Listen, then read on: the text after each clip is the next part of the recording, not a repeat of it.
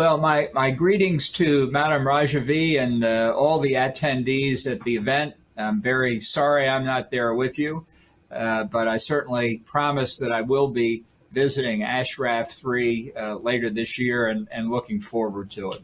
And this is an important event. You know, for decades, the MEK and the NCRI have helped inform everyone outside of Iran on critical subjects like the status of Iran's nuclear weapons and ballistic missile programs, the activities of the Revolutionary Guards, and especially the Quds Force. Through publications and conferences, new information provided by the MEK and the NCRI have, and their supporters inside and outside Iran have been critical to the international debate about how to handle the threat from Tehran. I'm unaware of any material information in all of this publicly released data that has ever been proven to be wrong. And really, the amount of information that's been put out has only troubled the mullahs in Tehran because that is a real threat to their power. You know, this is a critical time for the regime in Tehran and its nuclear and ballistic missile programs. It's my view that the regime is weaker now than at any point since the revolution of 1979. And I think that's been a pattern that's been really growing day by day by day.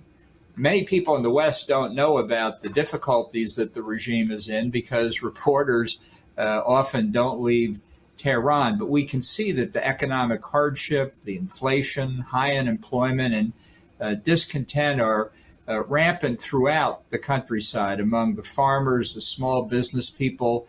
It's all segments of the population. It's not concentrated among the educated middle class as it was in the urban areas in 2009.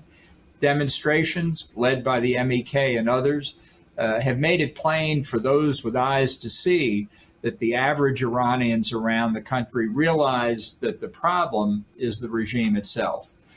They also understand how the regime controls so-called elections. Ibrahim Ra'isi's victory to be president was foreordained by the mullahs. They left nothing to chance this time. But there is a viable alternative. The alternative that the MEK and the NCRI are working inside Iran to create. Here's the key point. U.S. efforts to get back into the Iran nuclear deal have given the regime in Tehran a lifeline, both in terms of political legitimacy and economic security. This alone is directly contrary to American national security interests, as well as those of our allies in the region, and certainly counter to the interests of the people of Iran. In the hands of the Biden administration right now, these negotiations amount to a policy of appeasement, and it will not work.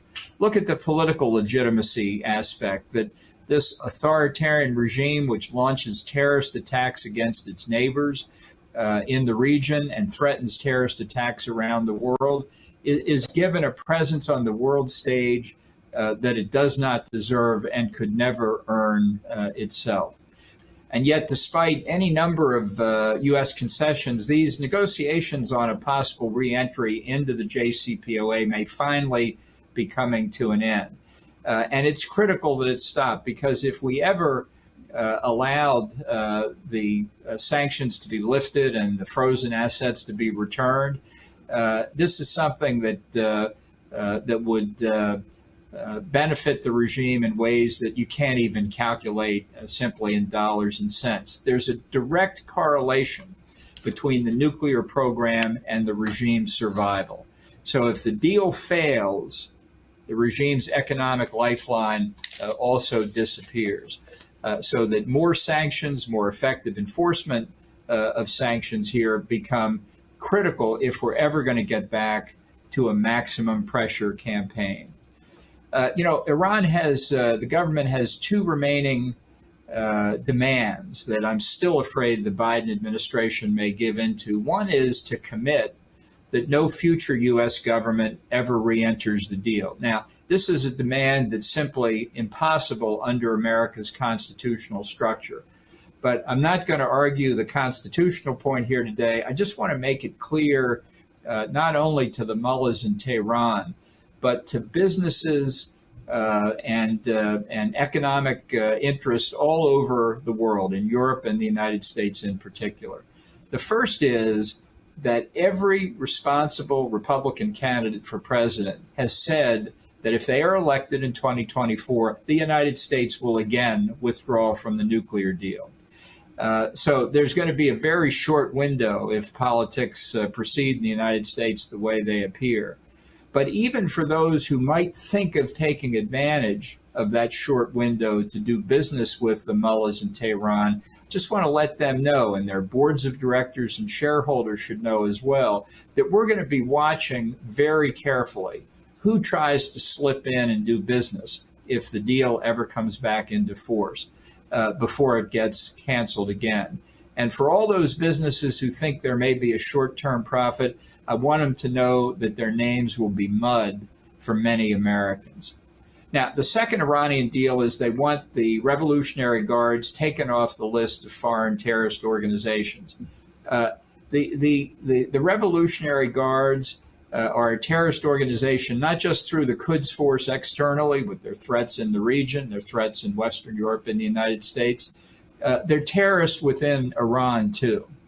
And let me be clear, and I've said this to this group before, my feeling about it is stronger today than it's ever been. It should be the declared policy of the government of the United States to allow the people of Iran to govern themselves. The regime in Tehran needs to be overthrown, and sooner rather than later. It's time to reject any policy of appeasement toward the regime of the mullahs. There's no evidence whatever that they've ever made a strategic decision to give up their pursuit of nuclear weapons. In fact, we know that it's their strategic policy that having that capacity is a tool of coercion within Iran itself, against their neighbors in the region and worldwide. The regime itself is the threat. Its record on nuclear programs, its international terrorism, and domestically cannot be allowed to stand. Far more can be done to assist the efforts of the MEK and the NCRI, all legitimate opposition groups, and to restore representative government and the rule of law in Iran. So again, I just say, I'm sorry I'm not there with you today, but I'll say this: we will meet again in a free Tehran. Thank you very much.